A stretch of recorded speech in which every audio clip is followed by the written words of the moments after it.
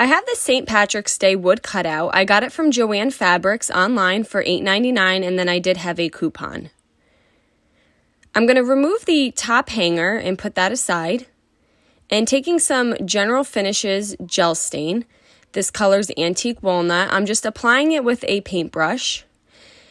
And what's nice about the gel stain is you just apply it and then you take some paper towel and you wipe the excess off.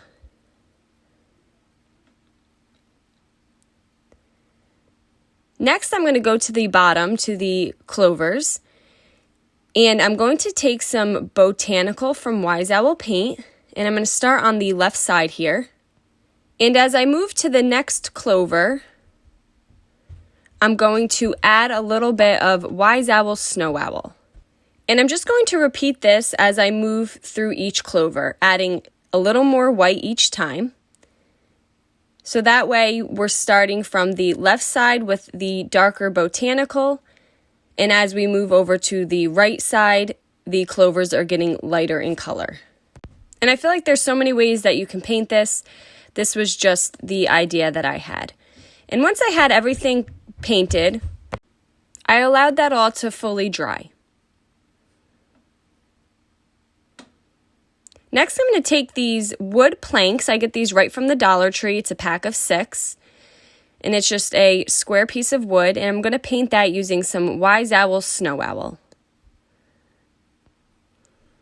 And once you have that fully painted, you want this to fully dry before moving to the next step. So once I had that dry, I got these Let the Shenanigans Begin napkins right from TJ Maxx. And when you decoupage with a napkin, you want to remove the layers or the plies, and this one had 2.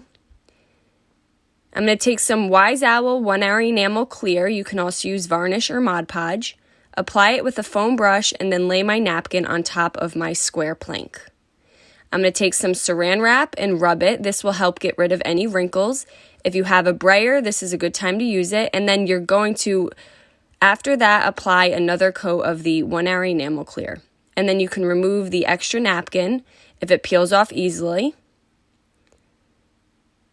Now, I was really undecided what to do with the rainbow here, and I decided to go back over the gel stain with some color. So I'm using some goldenrod. I'm going to put some Higgins Lake, Botanical, and Mandarina. These are all Wise Owl paints. And you do not have to do the gel stain underneath. I thought I was going to keep it more of a natural wood, but I changed my mind and added some color in here. I'm going to take my square plank that we decoupaged on, and I'm going to put that to the bottom. So I'm just going to attach that with some hot glue. Now Elmer's wood glue would work as well. And then I have these little wood letters that spell welcome. I got these around the fall time, so you can use any wood letters. You can find small laser cut ones right at Hobby Lobby. And I'm going to apply that on the top center of the rainbow here. And then you can just give this a top coat with the Wise Owl salve if that's what you have. And to finish it off, I'm just going to add a new hanger at the top here. And there we go. Now we have this Welcome, Let the Shenanigans Begin sign. I hope you enjoyed this video. Paint products, transfers, tissue paper, and mesh stencils can now be found on our webpage at chalkitupfancy.com. And don't forget, you can check out other tutorials on our webpage as well. Have a great day.